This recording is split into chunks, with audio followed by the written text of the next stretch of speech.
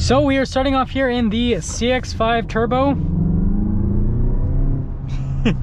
Gotta love the turbo noise. Hey everyone, it's Ben Hardy here, and in today's video, we're going to be reviewing the all-new 2022 Mazda CX-5 Signature, obviously with the turbocharged engine because, well, it's standard with the Signature package. Anyways, before we get in the video, I do want to mention, if you want to save time and money the next time you purchase a car, link to my car buying guide in the description down below. And also on a side note, sorry that the car is a little bit dirty. It decided to rain a massive amount last night, and so, you know, it is what it is. Let's get into the video.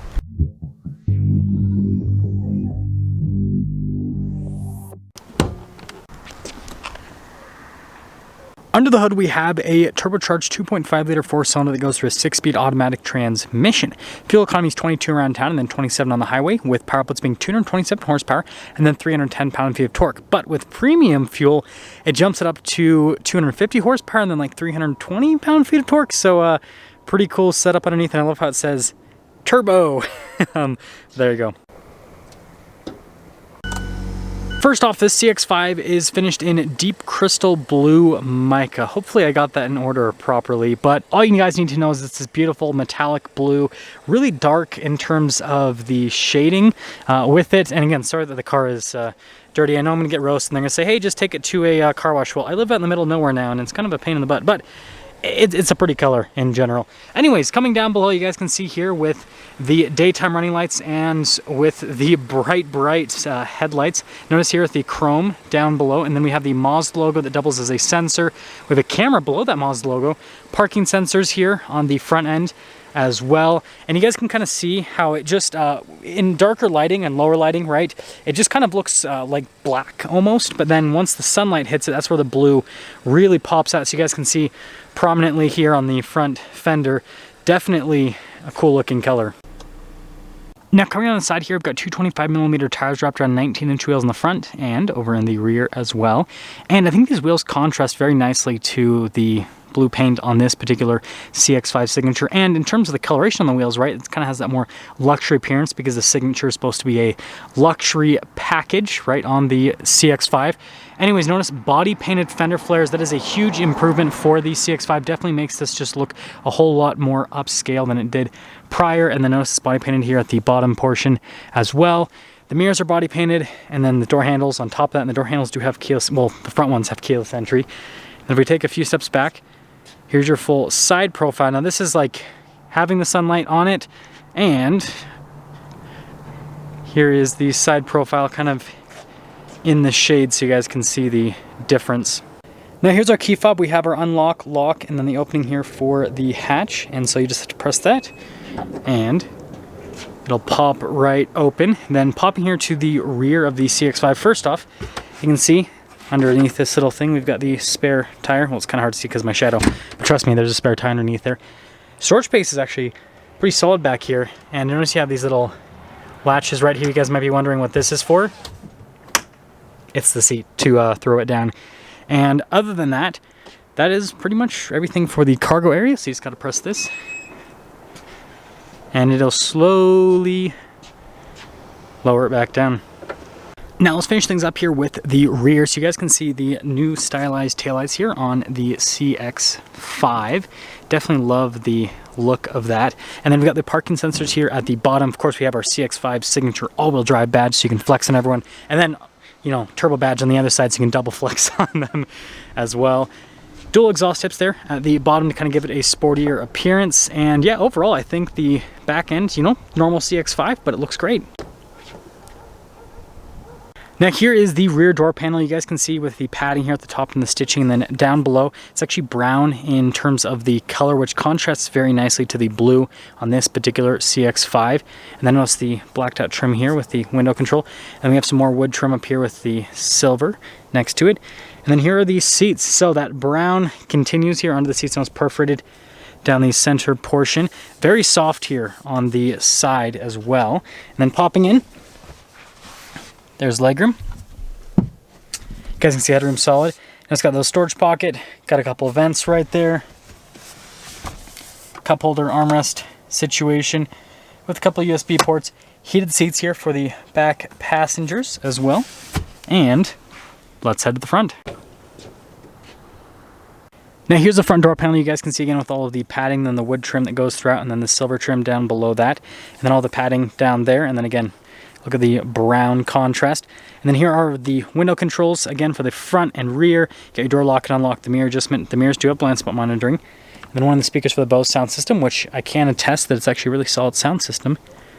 Then here's the front seat. I love the appearance of the seat. Notice perforated here in the center with the leather, and you can see softer here on the side, no perforations.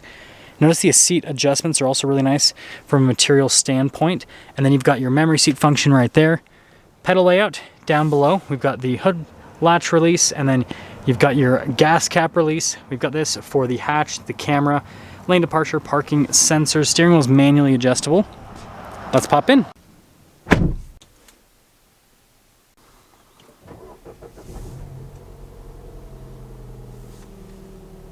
Now here is the steering wheel. We've got nice leather trim all around, and then you can see the stitching there at the center portion that matches. Now this does have adaptive cruise control, and you'd think that this is like lane centering assistance, but all that it does is just beep at you when you go over the line. I tested it yesterday, and that's all I got. Like, it wasn't actually turning the steering wheel, so I don't know if I'm doing something wrong, if I have my settings wrong on the vehicle. I don't know. Let me know if I'm just being an idiot in the comment section below. But yeah, it seems like it's just adaptive cruise control with a system that lets you know you're going over the line, but it doesn't actually like intervene and like steer it and keep it in the center. Anyways, you guys can see you've got the little info button over here. We've got volume controls as well. Paddle shifters here on the back for that 6-speed automatic. Turn signal light stock, windshield wiper stock, and well, there's the steering wheel. Now here is the center gauge cluster. You guys can see we've got the RPMs over there on the left side, and then you can see you've got like your temperature fuel gauge over there on the right side, and then whether or not you have the lane departure assistance on or off, you can press that, and then notice there also be lines here on either side of the CX-5 that'll show you that, which is pretty cool. And then we have the Speedo here, front and center, and then if you press that info button on the steering wheel, it'll let you know different bits of info here. You can just have it be like a traditional gauge, which is pretty neat if you ask me. And then you guys can see the average fuel economy. Let's go back to that 26.1 miles per gallon, which is actually pretty solid. And then we have something else to go through. So we have our off-road mode. Yes, this has an off-road mode. We have our normal, and then we have our sport that we can go between. So yeah, it's got a few different drive modes as well. Mazda's definitely trying to play to the off-road theme quite a bit now.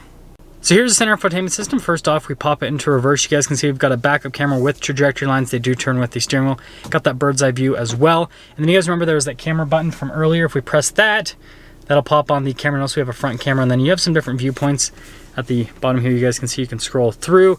Resolution on the camera system is great. So yeah, I'm gonna say that that's just a really solid system overall. And you guys can see all the different camera views. So yeah, fantastic. Now as for the rest of the infotainment system, as you can see, it's pretty dark there with the screen.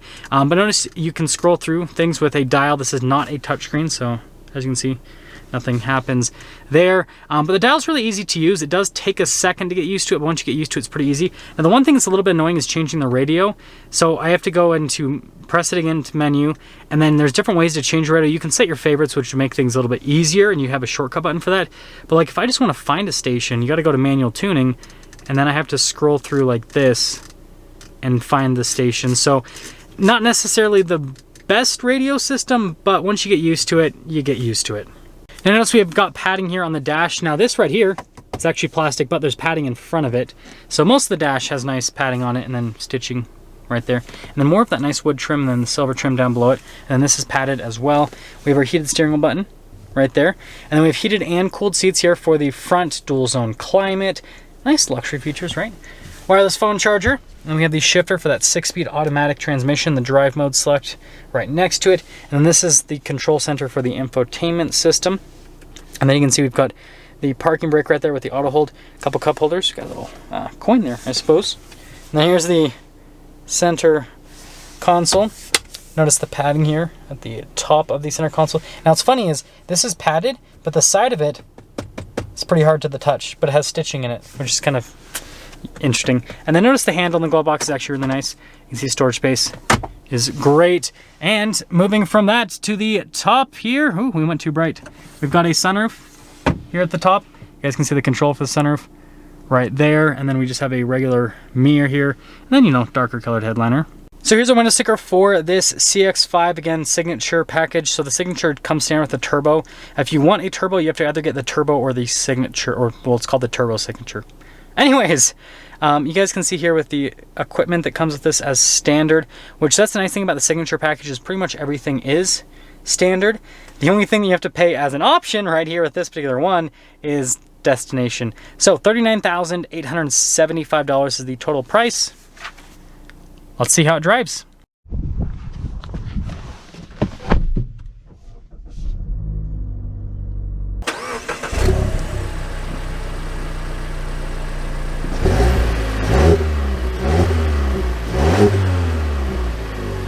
Well, let's quickly talk about visibility before we set off. Here's your visibility of the hood. You guys can see the heads-up display, both of the mirrors, and then throughout the rest of the rear. And let's set off.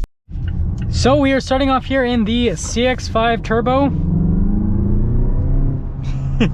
Gotta love the turbo noise that it makes. It sounds really cool. And of course we get stuck behind slow cars. But you know what? While I cringe as we drive 10 miles under the speed limit, let's talk about this new CX-5 Turbo. So first off, again, sorry that it wasn't clean on the outside. It's just been crappy weather lately. But what I can tell you is that the styling on the new CX-5 I think is great. Now this wasn't like a crazy redesign from an exterior perspective, right? It is mainly like a little bit with the front end, a little bit with the rear end, mainly the headlights and taillights. But it looks good. It looks a little bit more modern than before. I wasn't so sure about it when I saw it in pictures, but seeing it in person, it definitely looks a lot better. It's not necessarily what I would call a photogenic car. And then in terms of the interior, again, it's slightly updated. The main thing was the seats. They basically said that they made the seats so that they are more comfortable than before. And we're actually going to turn off the lane departure because it's annoying sometimes. They said they're more comfortable than before. I mean, it's hard to perceive a difference, but what I can tell you is the seats are very comfortable. Again, like I said, the leather's really soft and they're supportive, but they're soft enough that they're comfortable over long journeys. I took this on a pretty long road trip first day. When I say road trip, it's just that I have to drive really far to do some of the filming that I do, because I decided to move out in the middle of nowhere. And so, yeah, just comfortable seats and just a comfortable car to be in general. And then other stuff to mention, you know, from a daily driver perspective, I already kind of talked about the cruise control system. The adaptive cruise control works great. The only thing that was annoying was just like the steering assistance didn't really do much. Infotainment system, I know it's something that a lot of people might be kind of weird about. Like I said, response time, as you can see with the dial stuff, is really quick. My only problem, my only gripe, is like I'm trying to go back right now. There we go. My only gripe is that like you have to go into so many different menus just to use things. So like if I want to, again, like I said, if I want to change the radio station, so it just takes a minute, which is kind of interesting. Now I do want to pop it into the sport mode here. It instantly downshifted for me from 6 to 4. I can't say 6 very well, so that's why I said 6 to 4. Won't let me go down to, there we go. So the transmission is definitely more responsive than it was before. That's kind of one of the things that Mazda said that they improved with the just with all their cars, right? They made the 6-speed a little bit more responsive, and I can agree with that. On downshifts, it's pretty quick, and then on upshifts, it's also pretty quick as well. So I think they did a good job to just make the transmission feel a little bit more responsive, a little bit sportier. Love the turbo noise you get. You get like a little whoosh from the blow off, and it's definitely a cool sound. So continuing along here, we are still in first gear. Yeah, you can see even when you're not like super hard on the throttle, it still shifts pretty quick from gear to gear on the upshifts. And with the turbocharged engine, it definitely has this fun, sporty feel to it that I really appreciate. It kind of makes the daily commute exciting. And suspension, we didn't go over the train tracks like we normally do because I'm going a different route. But what I can tell you is from a suspension perspective, it's very smooth. It's really comfortable, actually. Now, it doesn't have crazy dampening. They have been marketing that you should, you know, take the CX-5 off-road. They're like, oh, this is, you know, an off-road ready vehicle, and it has an off-road drive mode. Here's what I have to say as an off-road enthusiast. With the all-wheel drive system and the tires this has and everything, you'd be able to go down a lot of trails. But I wouldn't expect to do any crazy high-speed off-roading with this and rock crawling and all that. Just from a ground clearance perspective and then from a suspension dampening perspective, this is the type of vehicle you drive like, you know, 5-10 miles an hour down a trail. You're not gonna be ripping down trails in the CX-5 Turbo. Even though it has the power to do it, suspension and shocks just aren't there. But I mean, that's every single SUV in this segment, maybe minus the RAV4 TRD, because they do some extra tuning on that. Look how responsive that is. It's quick. It's really quick. And because this has so much torque, you really just, you get that similar feel to what you get in like a diesel, where it's just like so much push off the line. But yeah, that'll get me into summing things up. We'll pop it back into the normal mode. So first off, yeah, I think the refresh on the outside worked. It's a really good looking vehicle. It still has the CX-5's, you know, normal sleek, sexy lines, but you know, kind of slightly updated. Same thing with the interior. They didn't change a whole lot, but they did change enough. So it's just a nice interior. Steering wheel feels nice. Like I feel like I'm in a luxury car, and that's one of the things that's great about Mazda, is they've always kind of gone with that luxury theme, but not at a luxury car price, basically. So I think that's a big positive. And then from a driving perspective, it's a fun car to drive. Compared to the competition, right? You've got a monstrous engine for this segment, and so you've got really good acceleration, and then handling's great with the CX-5. It still handles amazingly well. And so here's what I have to say with the CX-5 after, you know, living with this for a little bit. If you want a, you know, SUV of this size, so think like Ford Escape, Toyota RAV4, Honda CR-V, all that kind of stuff, yada, yada, yada. But you want something that's actually exciting to drive, unlike those other ones that I just mentioned. And you want to have more of a luxury feel from an interior perspective, and luxury looks from the exterior perspective as well, then that's what the CX-5 gives you. This basically gives you a similar driving experience to what you'd get in like a BMW X3 or an Audi Q3, probably is the best one to compare. Maybe Q5. This is kind of larger in size. It gives you a similar driving experience to that, but at a much lower price. And so then it's kind of like, you have that Japanese reliability, and it's in that, you know, price segment as well, again with Honda CR-V and Toyota RAV4, but it's just more exciting and it feels nicer. That's gonna sum things up for our video on this 2022 Mazda CX-5 Signature with the turbocharged powertrain. And as always, I'll see all of you in the next video.